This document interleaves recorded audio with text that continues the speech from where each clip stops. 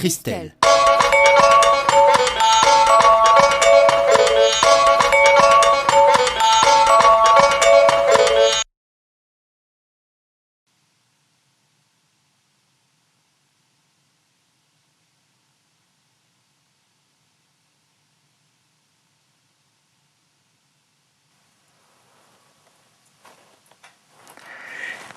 Voilà, je compose un dessin à l'intérieur de la vasque et ensuite je définirai les couleurs. Voilà, je définis les couleurs. Maintenant, je vois à peu près.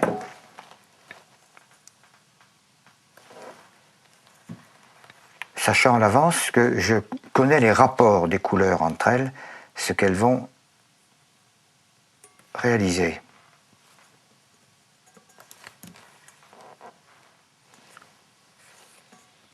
Là, je sens que je dois mettre un noir ici. Là, je vais y mettre un bleu moyen. Voilà. Et ensuite, je pourrai commencer le tamisage parce que j'emploie des tamisages avec des petits pots que j'ai devant moi, et je vais pouvoir commencer la mise en place de le tamisage de toutes ces couleurs-là.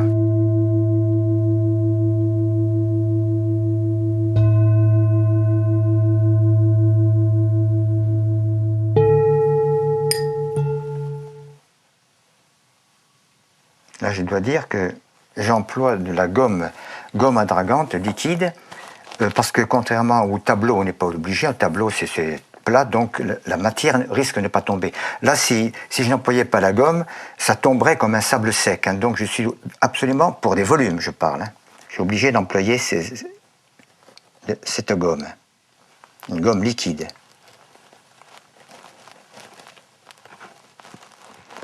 C'est évident que le tamisage couvre moins qu'un travail à la spatule. C'est pour ça que la plupart du temps, toujours près d'ailleurs, je reviens en deuxième couche. Je fais 2 couches, je reviens à ce même travail. Ce qui me permet en plus d'improviser, de rajouter des subtilités que la spatule affirme trop d'entrée. On peut se tromper. Là, je peux me permettre d'avoir des écarts. Comme je sais que je vais y revenir 2 fois.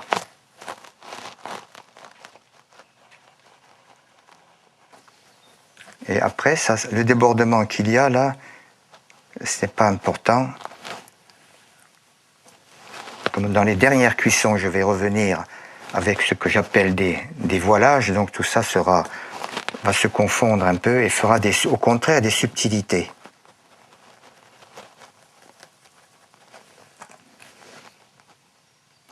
Là, j'emploie un lilas qui paraît clair comme ça, mais quand il est cuit, parce que, comme on le sait maintenant, il y a des couleurs qui changent quand même beaucoup après cuisson. Là, ça sera un lilas assez soutenu.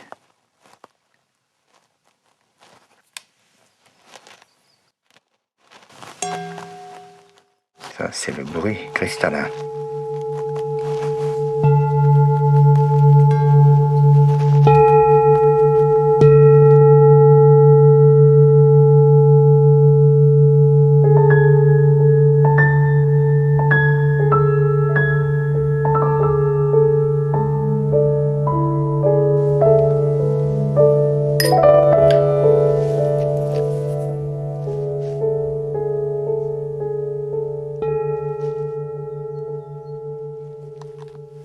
Donc, toute la surface, en une seule cuisson, je ne cuis pas par couleur, parce qu'elles ont à peu près, il y a quelques nuances quelques différences de degrés de cuisson pour chacune, mais en moyenne, je m'arrange toujours pour choisir des couleurs qui ont à peu près le même degré de cuisson, pour ne pas avoir trop de... Ce n'est pas une cuisson par couleur, comme beaucoup de personnes le pensent. Mais tout ça, ça dépend beaucoup de... Chaque émailleur n'a pas du tout...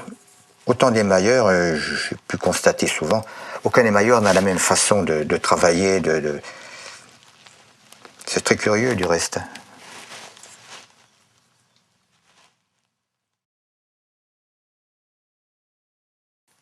Voilà la pièce qui a reçu 2 cuissons.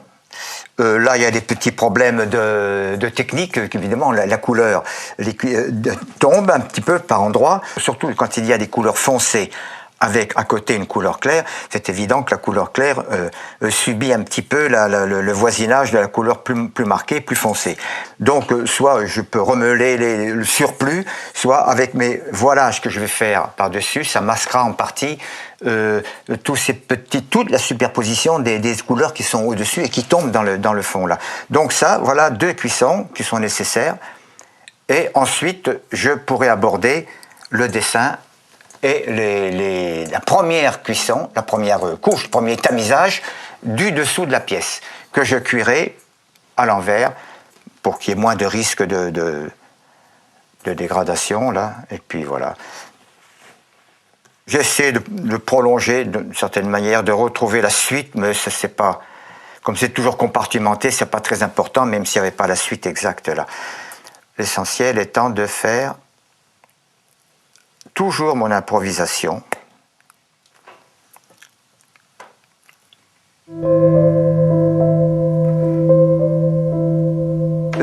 Ça me fait penser en même temps à des propos qu'avait tenus le fondateur de l'aïkido, Mori Yoshiba, japonais, et il disait il fallait être comme une source claire, permanente, qui jaillit de l'eau boueuse. Et si la source claire arrête de jaillir, la boue pénètre dedans. Donc c'est ça la spontanéité de la vie, et j'essaie de faire des choses qui me paraissent vivantes. Voilà, j'ai besoin de quelque chose qui me paraît vif et vivant, comme l'eau, pour ne pas que l'eau boueuse pénètre dans ma source. Voilà ce que je voulais, j'ai repensé à ça, oui. Voilà, je suis en train de terminer le pied de la vase, le pied extérieur.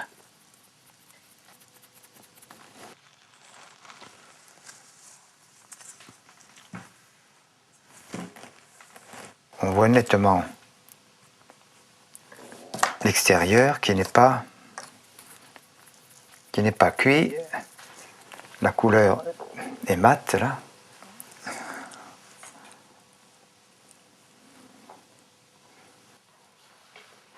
Bon, je vais maintenant le cuire, le passer au four.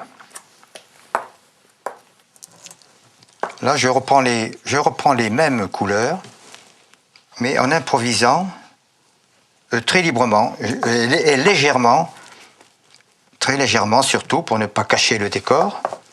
Alors, je vais commencer avec le pinceau, là.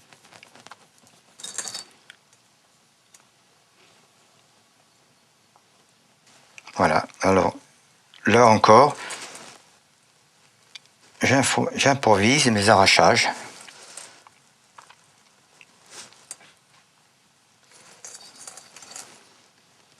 Et puis je vais souligner un peu par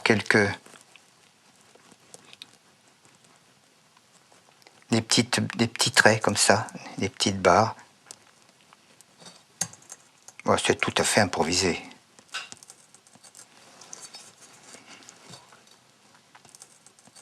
C'est toujours les mêmes couleurs, toujours un rouge et mes 2 orangés et un bleu.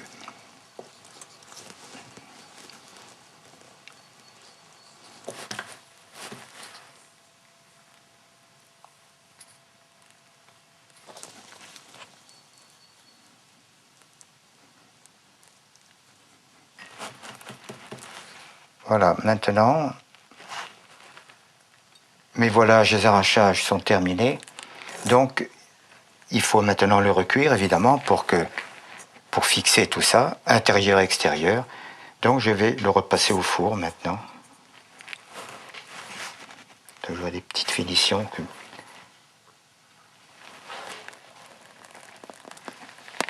Voilà.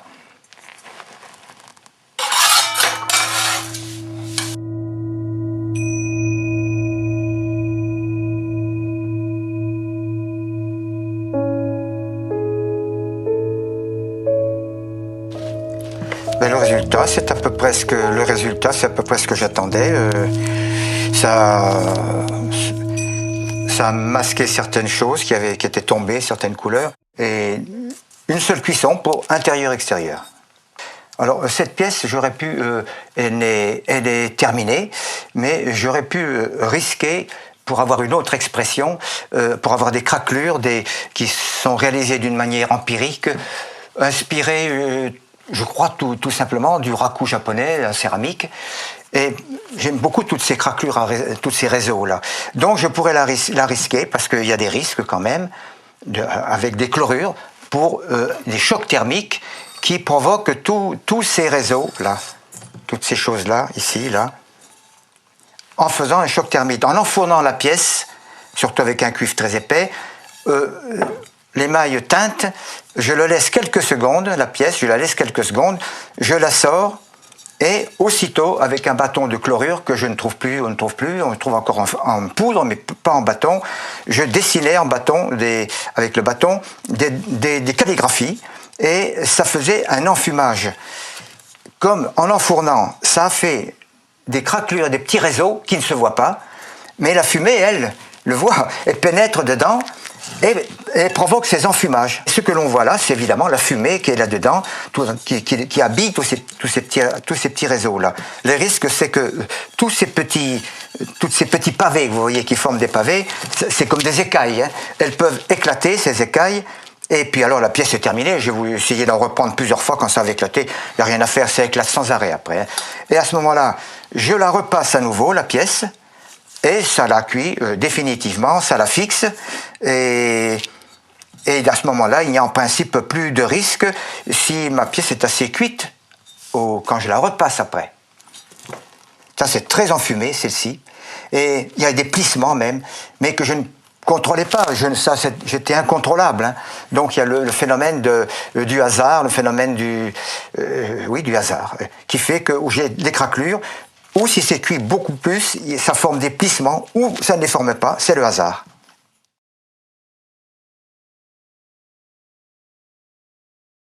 Alors voilà une pièce qui a subi le même processus que des pièces que la rouge que j'ai réalisée, et donc deux couches de flammés, de dégradés, partant de couleurs foncées, intermédiaires, et donc il y a eu deux couches, plus un tamisage léger d'arrachage de mes matières. Voilà, j'en suis là, et je pourrais me satisfaire, dire ça va, il est fini comme ça, mais je veux y ajouter, pour trouver des matières granuleuses, de grosses bulles. J'aime les matières, je n'aime pas les choses trop fades. J'ai toujours été à la recherche de matières, donc mes craquelures, des choses comme ça, et là ça fait des bulles éclatées. Ça va provoquer des petites bulles qui vont éclater, que je vais éclater volontairement si elles ne sont pas suffisamment éclatées. Je vais écraser ces boules à la sortie du four, et je vais là essayer de réaliser, mais je prends un petit risque, c'est vrai, la pièce peut être abîmée, mais pas d'une manière aussi importante qu'avec mes chlorures. Avec les chlorures, ça peut exploser. Là, c'est différent. Si je ne suis pas satisfait, je peux toujours le limer, le passer au papier de verre, avec la meule, je peux revenir à ça. C'est beaucoup moins grave. Hein. J'ai des petits échantillons, là. J'ai une suite de couleurs que j'ai mises devant moi, donc, qui sont faites avec des cendres de lavande ou des cendres d'os mélangées à des oxydes, silicate de zircone, oxyde de carbonate de cuivre, oxyde de chrome, oxyde de cuivre, etc., antimoniate de plomb, oxyde de nickel, et mélangées. C'est tout à fait empirique, hein. Je pense là encore que je me suis inspiré de céramistes, je ne me souviens pas très bien. Voilà, des cendres de lavande, c'est vraiment de la cendre de bois, hein. Cendre d'os, et je mélange par moitié cendre de lavande et émail pur, poudre d'émail, auquel j'ajoute aussi certains oxydes, justement, ces oxydes de chrome, enfin toute une suite d'oxydes de manganèse que je mélange par moitié. J'obtiens donc ces couleurs qui ne sont pas très décoratives là pour l'instant parce qu'elles ont été mélangées à la cendre de lavande qui elle est assez fade comme couleur, cendre d'os, tout ça, donc ça dénature à l'œil avant cuisson, ça dénature les couleurs. Vous voyez, les petits pots n'ont rien à voir avec ces couleurs qui vont foncer une fois. J'y repère avant quand même pour ne pas aller trop loin au hasard. Et je vais donc commencer comme ça. Et puis il y a toujours le petit phénomène, effectivement, du hasard qui fait que on ne sait pas toujours d'une façon précise où on va.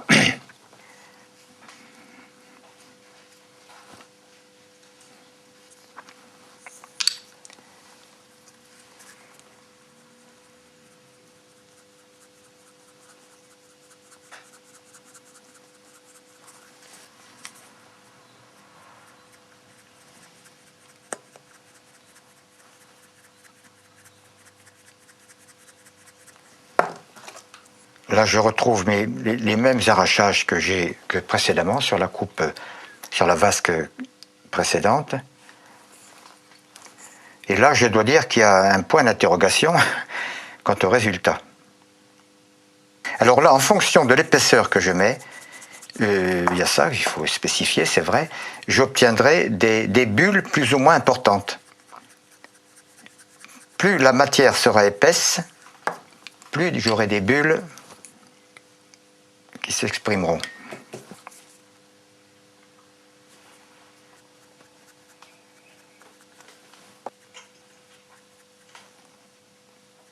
Ça, je ne le vois vraiment qu'à la fin de la cuisson, hein, parce que là, c'est pour apprécier.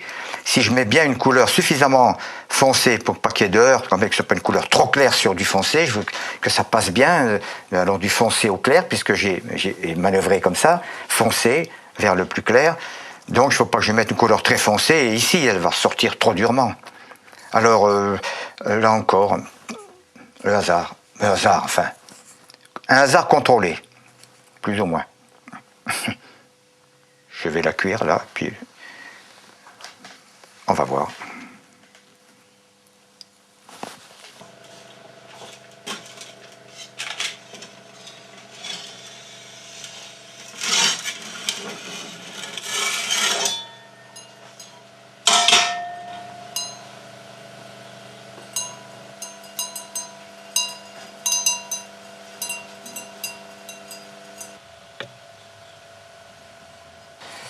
Ben voilà la pièce terminée, sortie du four.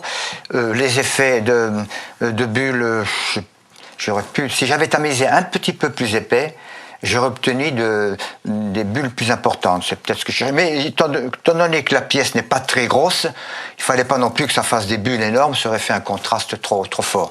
Donc là, il me semble que bon, ça peut aller. Je peux dire, je suis jamais vraiment satisfait de ce que je fais. Mais enfin voilà. Donc maintenant, je vais passer à la phase haute de en crever les bulles pour voir ce que ça va donner définitivement.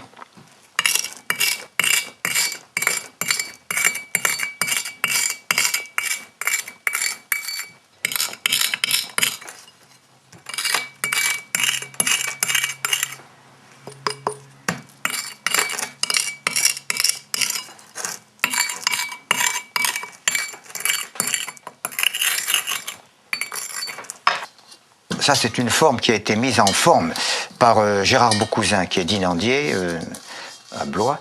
Voilà, donc les mêmes processus, les mêmes matières, les mêmes oxydes que j'ai réemployés, les mêmes pots. Et là aussi où j'ai obtenu de très belles bulles que j'ai pu éclater après, faire éclater, écraser. Et l'intérieur est décoré aussi, mais je n'ai pas mis de matière comme ça, parce que dans le fond, ça ne se verrait pas. Autrement, là, le fond, les couleurs du fond, également, toujours, je décore toujours l'intérieur des vases, tout au moins ce que l'on peut voir. Mais je n'ai pas répété ces matières-là à l'intérieur, dans le fond, qui vraiment aurait cuit beaucoup moins bien, pas assez, donc c'était plutôt des problèmes qu'autre chose. Voilà. Voilà, c'est un kimono, un vêtement, comme on voudra, hein, c'est un vêtement kimono, et ça m'intéresse beaucoup de travailler sur des volumes. Et c'est pas un vrai volume comme un vase, c'est un volume élément, plusieurs éléments, mais pour arriver à une construction comme ça, je ne vais pas d'entrée couper dans le cuivre, comme ça directement, hein. Donc je ne vais pas me partir au hasard. Donc je suis obligé de mettre au point toutes ces formes, il y a 3 éléments, de les mettre au point dans des feuilles de Bristol. Je dessine, je découpe, je dessine, c'est très très long à mettre au point le modèle, c'est très très long. Et beaucoup de réflexion, je découpe et je mets en place, bon, ça ne me donne pas satisfaction, je suis obligé, je me dis, tiens, il y a tel et tel élément, non, ça ne va pas ici, je recommence mon découpage, je remets une mise en place sur une autre feuille, je redécoupe à nouveau plusieurs fois, et ça dure vraiment très longtemps. Et quand j'estime que les éléments sont en place, voilà le premier élément qui sera de face, alors en fait, voilà, là-bas, il y aura ensuite un autre élément, qui va être en partie masqué par le premier est toujours important. Même chose ici, là aussi, très long à mettre en place. L'élément qui viendra ici, avec plus ou moins d'espace entre. C'est mieux que si je collais ensemble les éléments. Je laisse un petit espace là, qui fait que c'est plus vivant, ça donne plus de volume, c'est plus vivant. Et un autre élément, un troisième élément qui va venir derrière, comme ça. Et un nouvel élément, peut-être que j'ai, pour un peu masquer voilà, quelque chose qui viendra là. Là. Ou un autre, peut-être ici aussi, ça je ne sais pas encore, je verrai après. Voilà, donc, ensuite il faudra découper, tracer et découper. J'aime les constructions. Constructions, ça aurait pu être des sculptures, je les envisage en sculpture métal, même en bronze. Et l'émail, c'est vrai, ne se prête pas à des choses de masse comme ça, mais on est soumis à des découpages et des assemblages qui donnent une impression de construction. Voilà une construction qui est extrêmement simple, celle-ci, un kimono. Un kimono, vêtement, appelons ça comme on voudra. Et j'ai fait plusieurs réalisations de kimono. Je suis le couturier de l'émail, hein, comme je dis quelquefois. Mais ça me passionne. Voilà un modèle simple, d'une seule pièce. Voilà, avec mes cartons, toujours, je traite le modèle en carton, je le découpe, et voilà un modèle simple. En voilà une seule pièce, d'une seule pièce. J'étudie toujours le problème des cuissons, pour que ça repose sans marquer. Si j'avais pas ce petit rebord, esthétiquement en plus c'est pas gênant, au contraire, là la matière serait complètement abîmée définitivement. Là j'ai toujours un retour qui repose sur le profil du cuivre pour mes cuissons. C'est simple, ça m'évite d'avoir un four en hauteur, j'en ai un, mais quand je peux, je cuis comme ceci. Voilà une chose, et tous mes éléments de la même chose sont étudiés de la même manière. Voilà un autre kimono également simple. Je parle des kimonos simples, il y a 2 petits éléments devant, mais la même chose, là, petit taquet ici, là, hop, ça repose sur le petit taquet, et ici. Voilà une forme, j'ai une influence un peu africaine hein, dans le décor. Mais la construction, j'aurais pu faire un tout autre décor, 1000 décors différents. Mais ce qui m'intéresse, je suis plus pris par la construction du carton, métal, que par Après, je ne sais plus, je ne sais pas. Voilà une pièce réalisée en métal entièrement, et je suis dans l'attente. Qu'est-ce que je vais faire comme couleur, comme décor, comme matière dessus? Dans un premier temps, je ne m'en occupe pas. Je m'occupe simplement carton, cuivre découpé, matière, voilà. Pas matière, construction.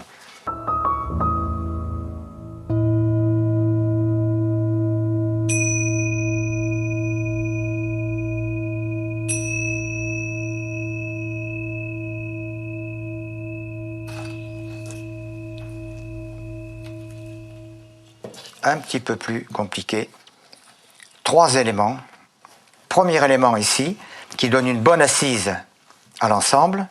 Le deuxième, qui est fixé. Et le troisième, ici. Avec des feuilles d'or et par-dessus mes fameuses granulations que je fais quelquefois, comme on l'a vu. Il y a beaucoup d'études pour trouver les volumes, les proportions d'un élément par rapport à l'autre. Tout ça, c'est une recherche importante si on veut que ce soit esthétiquement équilibré. Et cette pièce, j'aime bien, je n'ose pas l'émailler. Voilà ce que j'allais dire. je dois dire que je n'ose pas l'émailler. Je l'ai laissée en suspens, il y a plusieurs semaines qu'elle est prête, qu'elle est là, prête à émailler, et je n'arrive pas à me décider d'émailler. J'ai envie de la garder comme ça, de mettre des points de collage, de mettre les justes proportions, les écarts qui conviennent, et là, et la fixer et la garder à l'état, parce que tous ces tons que l'on voit, j'ai repassé chaque... Parce qu'un cuivre, c'est brutal, un cuivre, une plaque de cuivre, voilà, c'est ça, c'est pas beau, ça fait casserole presque là. Hein.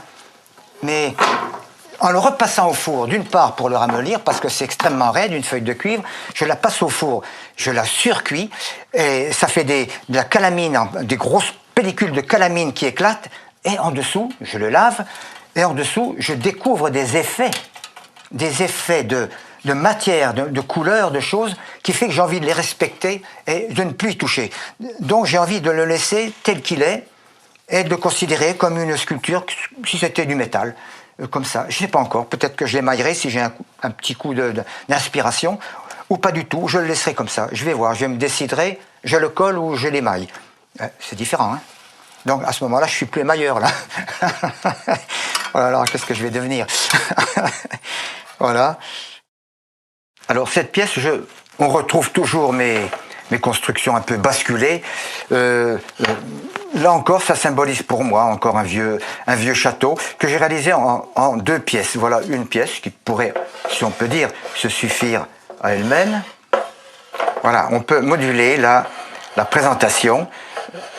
Voilà, modifier un peu, tout comme j'en ai envie.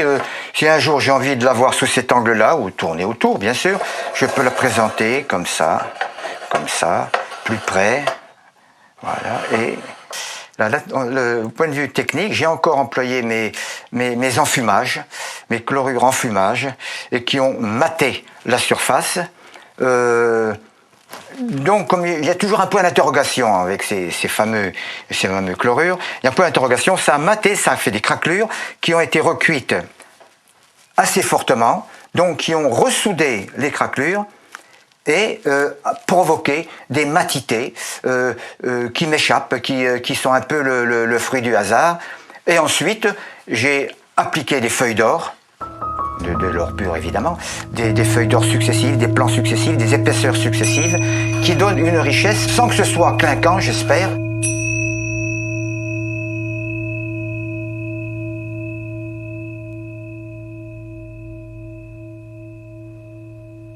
Je n'ai jamais compris comment j'avais pu persévérer. Et je n'ai jamais fait d'autres pratiques, en fin de compte, je n'ai jamais fait, alors que j'en faisais aux arts décoratifs, la peinture, du dessin et tout. Ici, depuis qu'on s'est installé, je n'ai jamais eu envie de faire des dessins, de faire des aquarelles, des gouaches, de la peinture. Je n'ai pas compris pourquoi. Mais je pense que ça m'a permis d'être tellement profondément centralisé sur l'émail que ça m'a permis de découvrir, de faire des progrès, j'espère, et de découvrir des choses nouvelles à travers ces matières, le cuivre et l'émail.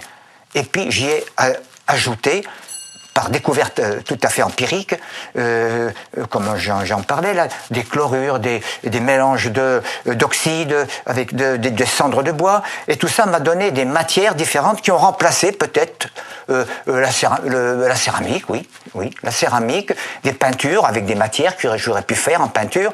Et il y a eu, dans ma pratique, il y a eu un mélange de peintres, de céramistes, un petit peu tout mélangé, tous les arts, si on peut dire. J'ai malaxé tout ça, et j'en ai fait une pratique que j'espère avoir rendue un peu personnelle.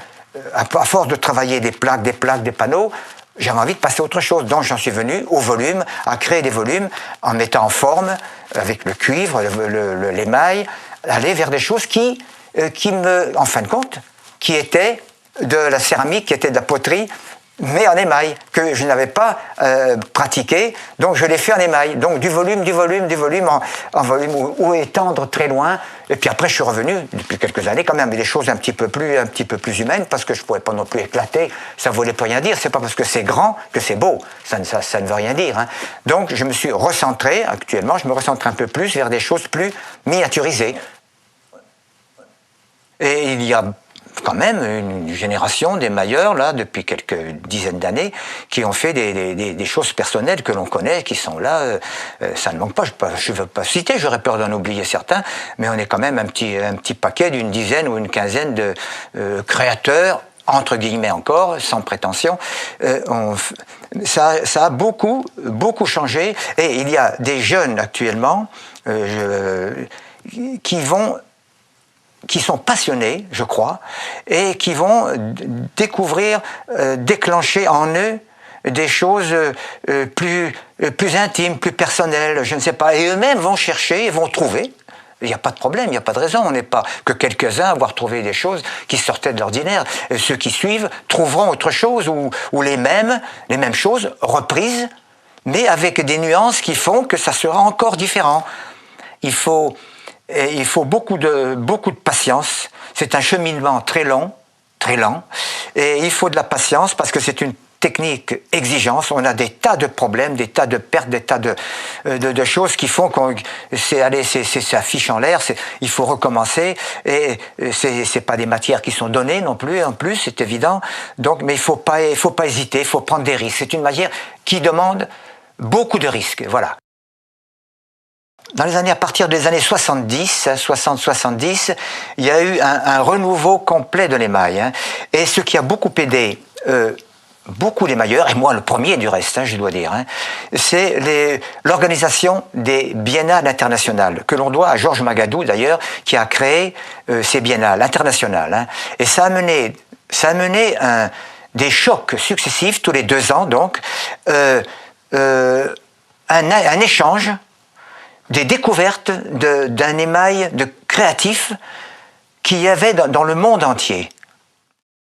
C'était une époque très riche, vraiment. Et moi, j'en ai tiré beaucoup de profit parce que ça m'a obligé moi-même à aller au fond de moi, à me choquer. Et c'est pas facile de s'autocritiquer. Quelquefois, j'aime bien avoir des critiques qui viennent de l'extérieur. C'est à travers les critiques qu'on peut faire des tentatives de progression. L'émail est peut-être très technique et n'être que technique. Parce que c'est un métier très technique, justement. Et il faut se méfier de ce côté flatteur, technique. Ça peut aller simplement d'une expression technique à quelque chose de beaucoup plus artistique. Je sais pas comment, ne pas s'enfoncer uniquement dans des choses techniques, froides, glaciales, et qui manquent de personnalité. Voilà, c'est ça. Ce qui serait bien, c'est que maintenant, pour les générations qui arrivent, qu'il y ait de nouvelles biennales qui se recréent. Ça serait bien, je crois que le moment serait venu, là. Parce que ça crée des échanges extraordinaires entre tous les émailleurs du monde entier. Moi, l'émail a pris beaucoup d'importance, mais je crois que je n'aurais pas... Là aussi, je parlais des biennales. Mais je crois que pour en venir à une chose plus personnelle, avec les Duban, on a créé donc une galerie où on n'exposait que nos émaux. Et ensuite, alors, grâce à nos femmes, mon épouse a été là-dedans un pilier. Sans elle, je n'aurais pas réalisé tout ce que j'ai réalisé, d'ailleurs, il faut dire ce qui est. Et Duban, sa femme également, toutes les deux, elles ont installé cette galerie. Et ça nous a stimulé considérablement. Parce que c'est vrai que si on avait dû faire nos réalisations, les exporter, là, les revendre un peu partout, c'est ce qu'on a fait dans nos débuts, c'est pas encourageant, c'est pas stimulant, ça. Là, on avait cette fierté, cet amour-propre, et nos femmes, surtout, sans nos femmes, on n'aurait jamais pu, je le répète, de présenter nos réalisations dans le cadre de notre magasin, de notre galerie. Et ça a été pour nous une stimulation extraordinaire. Et sans elle, c'était impossible. Il n'était pas question qu'on s'occupe de la vente et qu'on sorte de la boutique, qu'on a tiens, il y a un client qui rentre ou un invité quelconque. Allez, non, c'était pas possible. Donc on restait dans notre atelier et nos femmes s'occupaient de recevoir les gens, les visiteurs, sans parler de clients, de visiteurs. Et puis voilà, donc les échanges se faisaient. Et quand on avait la possibilité, ces gens pouvaient venir dans notre atelier et puis ils allaient à côté et on avait des discussions intéressantes. Donc j'ai traversé cette vie uniquement dans l'émail.